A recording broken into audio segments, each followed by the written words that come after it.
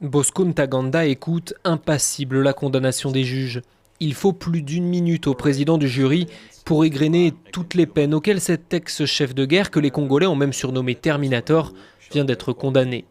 Il cumule 232 années de prison, mais la Cour n'a finalement pas retenu la perpétuité. La peine maximale d'emprisonnement permise par cette Cour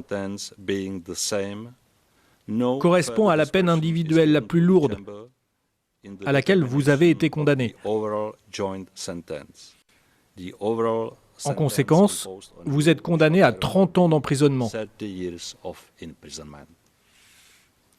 Vous pouvez vous asseoir. De 1994 à 2012, Bosco Ntaganda a été de toutes les rébellions.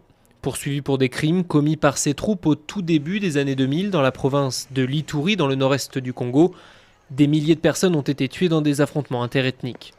C'est lui qui commandait alors une des principales milices actives dans la zone.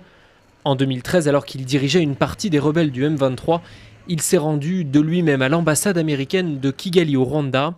Depuis, il a toujours plaidé non coupable. Je ne suis pas l'homme que la procureure vous a décrit. J'ai toujours combattu contre les hommes en uniforme et je ne me suis jamais attaqué aux civils. Je les ai protégés. En détention depuis 2013 à La Haye, Bosco Ntaganda va donc passer encore plus de 2 décennies en prison. Aujourd'hui âgé de 46 ans, il ne pourra théoriquement pas être libéré avant son 70e anniversaire, si la sentence est confirmée en appel.